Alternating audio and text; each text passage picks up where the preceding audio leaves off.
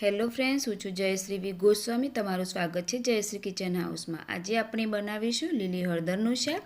તે ટેસ્ટમાં ખૂબ જ સરસ લાગે છે અને બનાવવું તો ખૂબ જ સહેલું છે. તો લીલી હળદરનું શાક શિયાળામાં લીલી હળદર ભરપૂર માત્રામાં બજારમાં મળે છે, એટલે જ આ શાક શિયાળામાં બનતું હોય છે. અને આ શાક તમે એકદમ ખૂબ જ ટેસ્ટી લાગે છે, તો જરૂરથી ટ્રાય કરજો. તો ચાલો બનાવીએ લીલી હળદરનું શાક. તો અહીંયા આપણે એકદમ ટેસ્ટી લીલી હળદરનું શાક બનાવવા માટે શરૂ કરીએ. તો હવે અહીંયા આપણે એક કઢાઈ લઈશું. તો કઢાઈમાં આપણે એક વાટકી આપણે ઘી ઉમેરી લઈશું. તો અહીંયા આપણું ઘી પણ ગરમ થઈ ગયું છે. તો લીલી હળદર આપણે ઉમેરી લઈશું.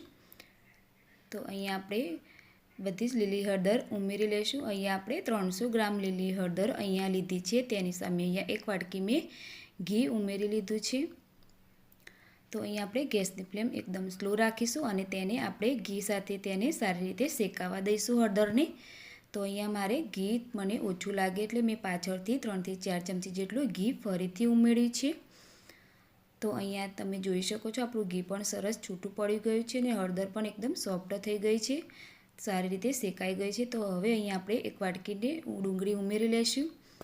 તો અહીંયા આપણે ડુંગળીને પણ સારી રીતે શેકાવા દઈશું અને અડધી વાટકી આપણે તરત જ લીલું લસણ ઉમેરી લઈશું. તો અહીંયા આપણે ડુંગળી અને લસણને સારી રીતે આપણે શેકાવા દઈશું બધું જ, અને ગેસની ફ્લેમ એકદમ સ્લો રાખવાની છે.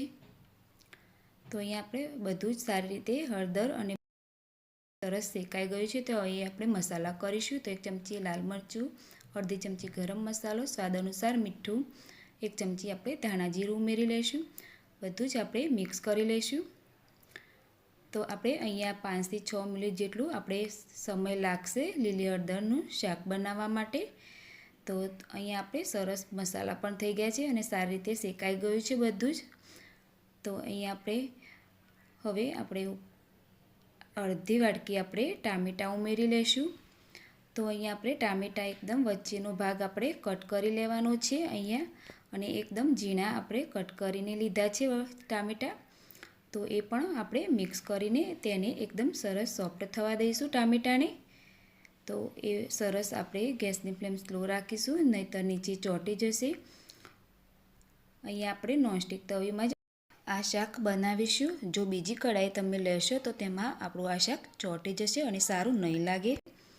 તો અહીંયા ટામેટાં એકદમ સરસ સોફ્ટ થઈ ગયા છે. તો અહીંયા વટાણા આપણે લઈશું. તો વટાણાને મેં અહીંયા પહેલેથી બાફીને રાખ્યા હતા, તે ઉમેરી લીધા છે.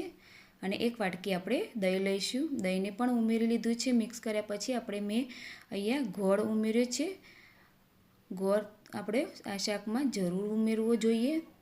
હવે અહીંયા આપણે મિક્સ કર્યા પછી અહીંયા આપણે ઉપરથી કોથમીર ઉમેર્યા પછી મિક્સ કરીને એમાં આપણે સરસ વઘાર કરીશું. તો અહીંયા આપણે તેલ લઈશું અને જીરું, મરચાં અને લીલું લસણનો આપણે સરસ વઘાર કરી લઈશું.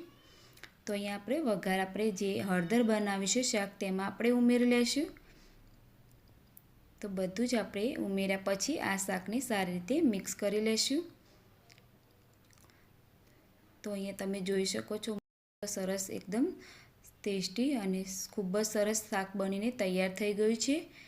તો હવે અહીંયા આપણે ઘી પણ સરસ છૂટું પડી ગયું છે. તો ફ્રેન્ડ્સ, અહીંયા મેં 3 થી 4 જણ લોકો માટે અહીંયા બનાવ્યું છે. તો તમે પણ તે પ્રમાણે બનાવજો અને જરૂર ટ્રાય કરજો આ રેસીપી. તો મારી રેસીપી તમને ગમે તો તેને લાઇક, શેર કરજો અને સબસ્ક્રાઈબ કરી દેજો. બાજુમાં આપેલા બેલ આઇકનને પ્રેસ કરજો, જેથી મારી દરેક રેસીપીની નોટિફિકેશન મળતી રહે. અને મને કમેન્ટમાં જણાવજો કે તમે આ રેસીપી ક્યાંથી અને કઈ સિટીમાંથી જોઈ રહ્યા છો. Thank you so much for watching.